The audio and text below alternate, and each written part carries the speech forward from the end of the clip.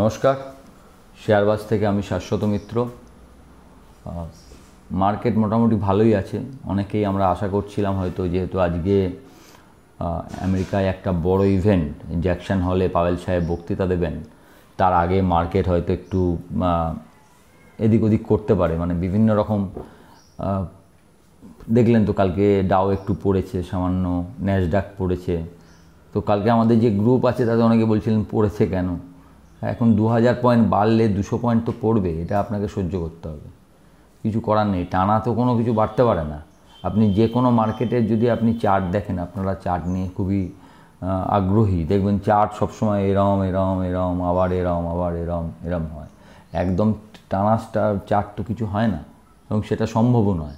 সেই হিসাবে আমাদের মার্কেটও পড়বে, বাড়বে, স্টকগুলো তাই হবে, এর মধ্যে থেকেই চলবে। এখন অনেকের অনেক কিছু জিজ্ঞাসা আছে, সেই জিজ্ঞাসাগুলো বলি। অনেকে ইরেডা নিয়ে বলেছেন, আইআরএফসি রেল স্টকগুলো চলছে না কেন, বিভিন্ন প্রশ্ন আমি প্রতিদিন দেখছি।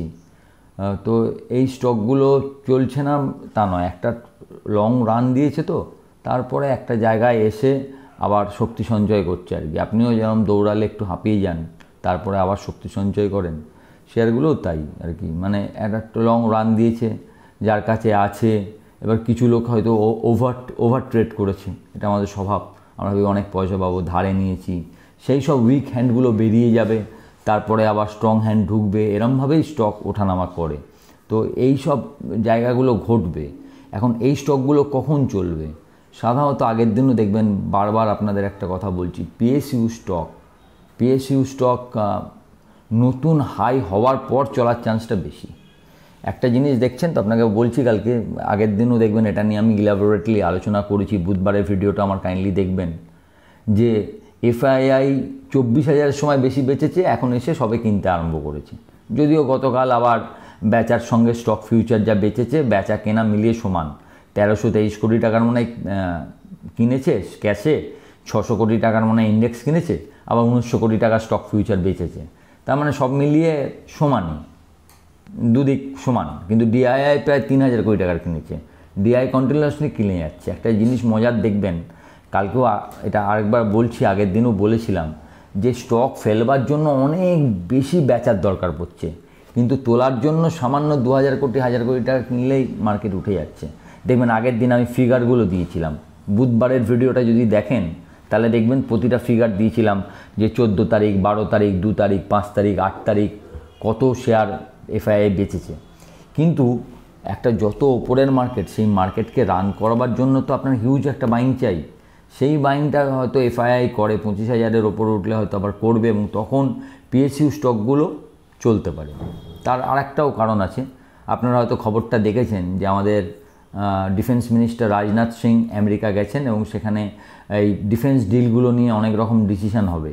এবং সেই কারণে আজকে দেখেছেন হ্যাল বা বেল একটা বেশ মুভমেন্টের মধ্যে আছে, এবং এদের সম্বন্ধে ভালো কিছু খবর আসলেও আসতে পারে, এটা আশা করা হচ্ছে। আবার অন্য দিক দিয়ে যে শিপিং কোম্পানিগুলো, মানে ম্যাজগাঁও, কোচিন শিপইয়ার্ড বা জিআরএসি, এই তিনটে নিয়ে কয়েকটা ব্রোকিং ফার্ম খুবই নেগেটিভ। তারা বলছে এর ভ্যালুয়েশন এমন জায়গায় গেছে, the stocks can lose their 70-75% value. এটা তাদের ভাবনা। এখন একই ভাবনায় আপনাদের এটা আগেও বুঝিয়েছি আমি, একই জায়গায় কখনো কেউ বেচছে বা কেউ কিনছে বলেই আপনি বেচছেন বা কিনতে পারছেন। মানে একটা স্টক যদি কেউই না বেচতো, তাহলে কি আপনি কিনতে পারতেন? বা আপনি না বেচলে কি অন্য কেউ কিনতে পারতো? সুতরাং একই সময়ে ভাবনা তো দুটো হচ্ছেই। কেউ ভাবছে শেয়ার ওপরে যাবে, কেউ ভাবছে নিচে যাবে। যে নিচে যাবে ভাবছে সে হয়তো বেচছে, আর আপনি ওপরে যাবে ভাবছেন, আপনি কিনছেন। সুতরাং এইটা নিয়ে ভাবার কিছু নেই যে দুটো ব্রোকিং হাউস কেন এতটা নিচে পড়ছে। তারা তাদের মতো ভ্যালুয়েশন করেছে। আবার অন্য ব্রোকিং হাউস এটাকেই হয়তো বাই দিতে পারে। যার যেরকম ভিউ, অ্যাকচুয়ালি মার্কেট চলে হচ্ছে নিজের ভিউজের ওপর, যে আপনি স্টকটাকে কী হিসাবে দেখছেন, কী ভ্যালুয়েশন দেখছেন আগামী দিনে।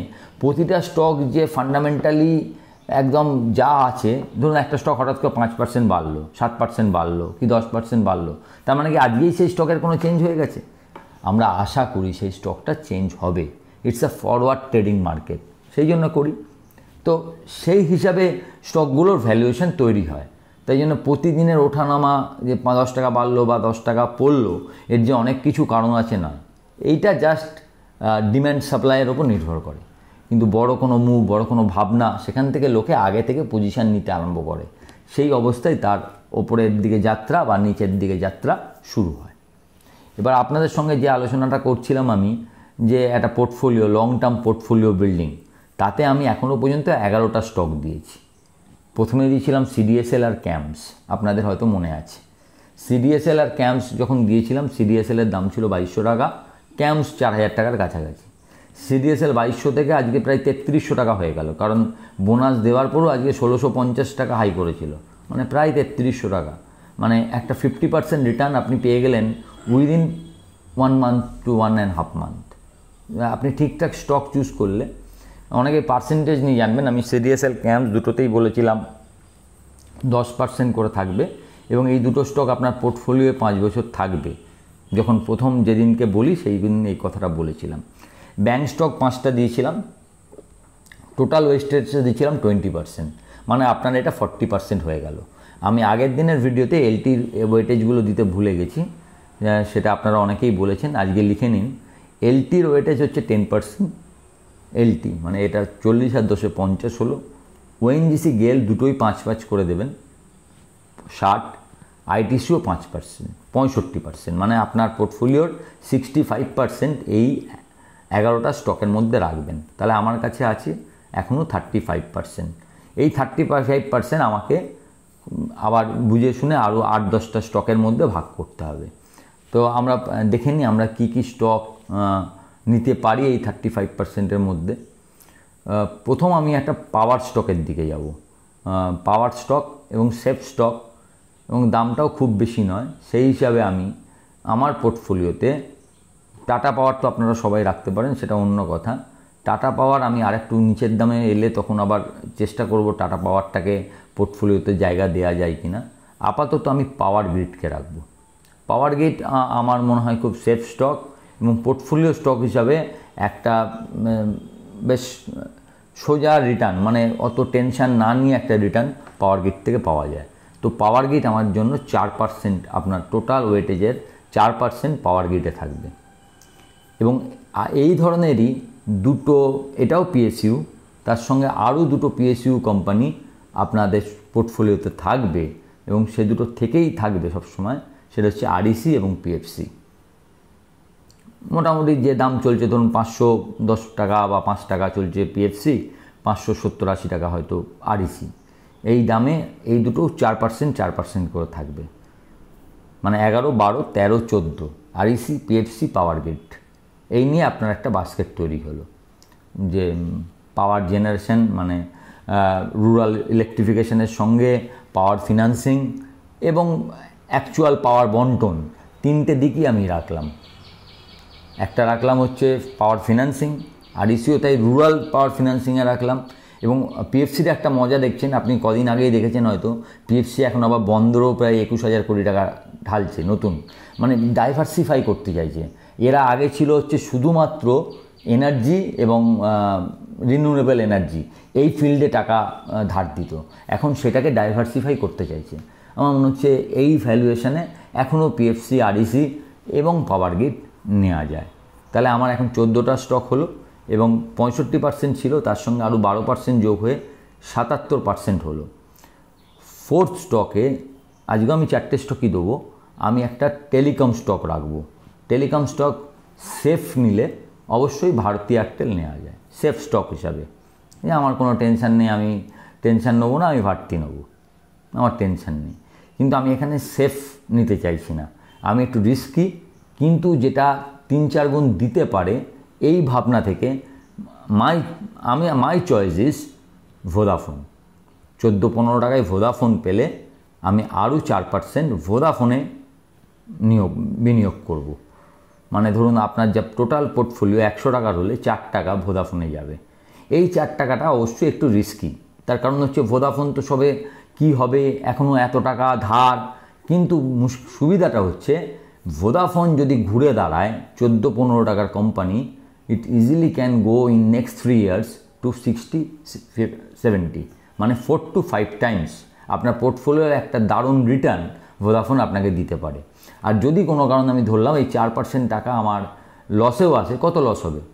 20%, 30%, 5 টাকা 6 টাকা হয়ে গেল, ধরুন 60%ই লস হলো, তাহলে 4% মানে যদি আমি 10 লাখ টাকার পোর্টফোলিও 40,000 টাকা, তার যদি আমি 30,000 টাকাও লস করি, বাকি যে আমার 9,60,000 টাকা যেটা আমার বিনিয়োগ করা আছে সেই লসটাকে মেকগুড করেও টাকা জেনারেট করতে সাহায্য করবে।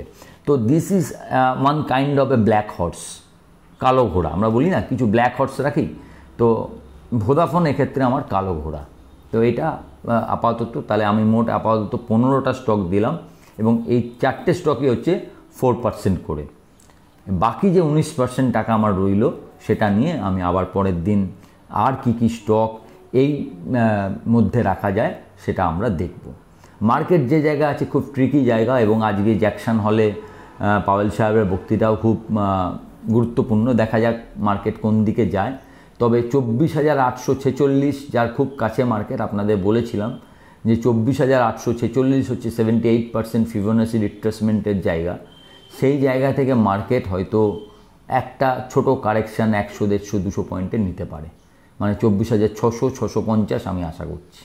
এবং এখান থেকে আবার মার্কেট নতুন করে 25,000-এর দিকে হয়তো সেপ্টেম্বরের ফার্স্ট উইক থেকে মার্কেট নতুন করে বড় রান নিতে পারে বলে আমার ধারণা। এটা যদি আগে হয় আমি আরও খুশি হব। যদি নেক্সট উইক এই ধারণা ভুল হয়ে এখান থেকেই মার্কেট ওপরে চলে, অল গুড ফর আস। কিন্তু এটাকে আমার এখনও কারেকশানই মনে হবে। যদি 200 পয়েন্ট পড়েও যায় কিছু মনে হবে না যে আবার আগের জায়গায় যাচ্ছি, সেরকম কিছু এখনও মনে হচ্ছে না, এবং সেটা একদিনে মনে হওয়া সম্ভব নয় 2-1 দিন না দেখে।